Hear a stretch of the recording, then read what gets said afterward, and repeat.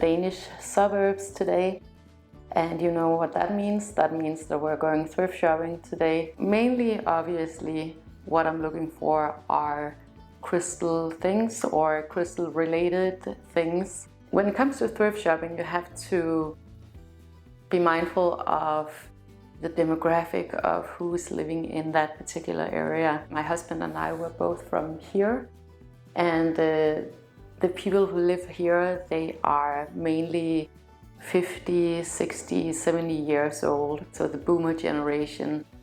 And this is an age group that don't necessarily know how to sell their valuable items online. And that's really good for us because we can go to the thrift shops and find these gems, literally gems. For example, my diamond necklace that I paid next to nothing for. I found so many treasures here, especially when it comes to crystal jewelry. Yeah, so that's definitely one of the main things that we do when we come here. And to be honest with you, I think I'm at the point now where it's like a point of no return. I have reached the tipping point of shopping, and I don't think I will ever go back to buying anything from new. There's so much good stuff and a lot of items that are way better to get secondhand quality-wise than to find it from new in a store. So definitely crystal jewelry I'm always on the lookout for. And then also crystal related interior items. So that would be something like alabaster lamps or marble bowls, stone candle holders, and all of these natural materials that we surround ourselves with, both here in the plant house but also back in the apartment in Copenhagen. We've been here all summer, and I didn't do a lot of filming because we just wanted to take time off. But one of the things that I did find was actually something like this. So I have two of these marble plates. It's actually a really cool thing to display your crystals on top of. This is something that you would actually be able to find here pretty much for free. We have so much of these stone items back in the apartment too, like our pedestal and lamps and table, because I love natural materials and I love surrounding myself with these materials, especially when we are back in the apartment and we are on the 5th floor in the middle of the city and we don't have a lot of nature around us. Then it's just really nice to have these beautiful materials in our personal private space. And then something else that I also look for in the thrift shops are wood furniture. And you know, furniture was just made completely differently 30 years ago or 40 years ago. There wasn't this kind of fast interior design. So what you can find are a lot of these hand-carved furniture items, tables and armoires and chairs and custom built things, which is just so precious because these days that is crazy expensive. 40 years ago it was quite normal to have custom built pieces. Then another thing is art. Secondhand art is the best obviously because it increases in value. Things that have been gifted to the people who live here and pieces that they don't that maybe wasn't their style. So I have one to show you. Over the summer I got this cool piece right here. This is a beautiful drawing, and I haven't looked up the name of it yet, mostly because I don't really know how to read the name, but I'll figure it out. I'm gonna script the frame This is definitely mounted onto the frame, and it's sealed and everything, and I don't want to take it out of the original frame. So I'm gonna strip it of paint and see what's underneath, and if it's not pretty, if it's not like a pretty wood, I'm probably gonna paint it brown so it fits with the apartment. You can find so many really cool original pieces of art in the thrift shop. Definitely in this area, but in these suburban areas of Denmark. Another thing that we found over the holidays is this really cool mirror that we have back in Copenhagen. And again, I'm pretty sure that this has been some kind of custom-made mirror because it has a bit of an odd size. It has this amazing wooden frame. The great thing about buying secondhand and going thrift shopping like we do when we're here is that it's super sustainable, first of all. So if you enjoy beautiful things and the design, going for these treasure hunts, if that brings you joy, this is a way more sustainable way of doing that than going to H&M Home or Zara Home, IKEA, or wherever you go, right? Because this is just better quality, first of all. You can resell it. So I'm just 100% a big proponent, and I mean, these are just way cooler than going and buying something new, and the quality is much, much better. I always go through the clothes too. Most of the clothes that I own is secondhand. I look through the book section. Often you can find some really cool coffee table books at the thrift shops too. A really cool way of getting something really valuable for your money compared to buying something from new is to look for dinnerware and glassware, stemware, silverware, much higher quality for your money than if you went to a fast interior design store. So I think that was it. Now I'm gonna grab a cup of coffee and we're gonna get ready. The guys are building some Lego in the living room. But I'm gonna take you guys along and we'll see what we find today.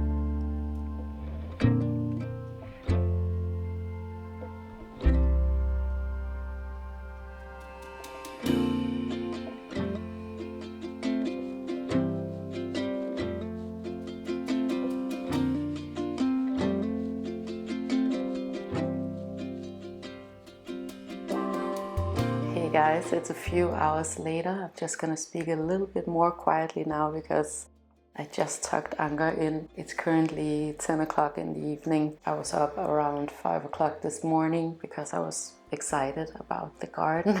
But I definitely wanted to finish up this video because I got some really cool things at the thrift shops. A few stone items. I got some clothes, and then I got this amazing art piece. First of all, I got this piece, and by the way, I did look for crystal jewelry, of course. I have so many high quality crystals at the moment, so many great jewelry pieces, and I tend to wear my crystal jewelry for about 3 or 4 months in a row at least. So I really want to be pretty mindful about what items I buy, what I wear on my body. So I didn't find anything that like spoke to me in that sense. There were lots of really great pieces, as I showed you, but just nothing like particularly for me. But I do love items like these interior pieces. So this is the 80s marble, and I have this massive collection of this type of marble. This was called Carrara marble back in the 80s. I always feel really nostalgic about this type of marble. I think it's really beautiful with the white marble and the black veining. I'm from the 80s, so I remember this type of marble very vividly. There's just something really nostalgic about pieces like this. So this is a candle holder, a candlestick for tapered candles. I don't have this particular design at home. I have the cylinder, well, it's actually vases, but I use them as candle holders for little tea lights. And then I got this stone bowl here. I do want to do a little bit of digging into what type of bowl this actually is. I have lots of these stone bowls back in the apartment, and I use them for serving, but also for catch-alls and for displaying crystals. I think stone items are just way more tactile and substantial than something made out of glass or plastic or whatever, right? So I'm excited to style this one because it's not exactly my taste, but something about it was just so appealing. I'll show you when I get back to the apartment. Then I got a few clothing items, and I would say Copenhagen is actually normally better for fashion because there are so many young people, design students and art students who live in Copenhagen and who spend a lot of their money on clothes, and their items are always in rotation. So you can always find like the newest, best designer clothes at flea markets in Copenhagen. But I was kind of lucky today at the flea market here in the suburbs. I got this little clutch right here. This says Giorgio Armani. It actually says Giorgio Armani perfumes. So this was probably like, you know, a part of like a gift box or something like that for a particular perfume. This was only $4, and I needed a little clutch bag for a fancy dinner. To be honest with you, things like these I'll end up using for years and years and years, even though this is like a really cheap thing and not like a real designer item or anything like that. Then I found a pair of ballerina flats. These are just regular ASOS ballerinas, and I paid $7 for them. So a really good price, and they have never been worn. If I seem a little bit tired, it's because I am. Then I got a pair of white legged jeans, and then I got a pair of Levi's skinny jeans actually. So skinny jeans are coming back now, and I actually don't mind that they are coming back. And then I got this serving bowl. You can put this in the oven. I love pieces like this because I think it's so French countryside. with these brown tones. I don't know why I associate it with the French countryside, but I must have seen it somewhere, right? I love these colors, especially back in Copenhagen, so I'm super happy about this one, and it's in such a good condition. Okay, so now I'll show you the really cool art piece that I got. I love finding art at flea markets and thrift shops, and I think you can get so many really cool, unique pieces, and with a lot more history, and this is definitely the case for this one. This awesome piece, you know, I fell for it just because of its beauty. It's a really beautiful, detailed forest piece, and it's black and white, so it's absolutely my taste. I don't love the frame, and I'm gonna reframe it because it has a little bit of water damage. It had a signature, so we looked it up, and there's a really cool story behind this item. Okay, so this was made by an artist named H.P. Carlson. He was born in 1855, so we looked him up to figure out who was this artist, and you can do that sometimes. Sometimes you can find a little bit of information, but there was actually a lot of information about this artist. So he came from a poor family. His talent was discovered at the technical school, and he was helped into the Academy of Fine Arts in 1875. He left the Academy of Fine Arts in 1878 without graduating. He did not break through as a painter, and at the age of 24 he was placed in a poor house in Copenhagen, and then later came to Odense, which is a smaller town here in Denmark. Due to alcoholism, poverty and homelessness, he spent 52 years behind bars in a labor institution. So this is something that we had here in Denmark actually not that long ago historically. So it was illegal to be homeless and to be poor. You would basically be put into like the equivalent of a prison, right? The inmates were only allowed to go outside and get fresh air once a week, so on Saturdays, and he managed to escape the institution 3 times, but eventually he died in this institution at the age of 94. He executed these pieces with a very original technique, because he was in prison and he didn't have a lot of materials and options available, and they wouldn't let him get colors, for example. He painted on paper bags, on cardboard with glue color, which was smeared with a charcoal solution that he had made himself in prison. He executed his drawings in a kind of like scraping back and rubbing technique. All the bright parts and the white parts are actually the charcoal that has been scraped away. Almost all of his pictures are in black and white because the institution did not allow him to use color. His considerable output, estimated at approximately 5,000 drawings, consists almost entirely of landscapes, of forests and lake, and they're all depicted from his memories of nature. When he created this drawing in 1939, he was 84 years old. And I just think it's such a moving story, and it's such a moving story to me because you guys who already know me in real life, you know that poverty, homelessness is something that's really dear to my heart. I've worked in a soup kitchen prior to having my son, and it's just a subject that's, I don't know, it's something that just touches me very deeply, the subject of addiction. This is such a gem to find in a thrift shop.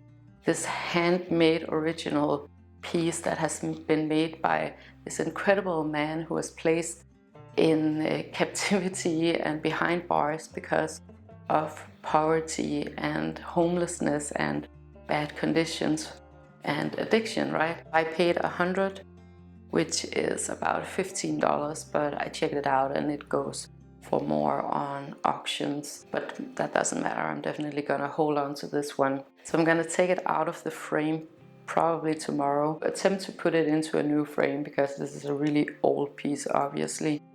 And you have to be very careful. So it's going to be really interesting to see if there's some writing or anything like that on the back side of the art piece. So I just wanted to share that with you guys before I went to bed today. Thank you so much for watching this video.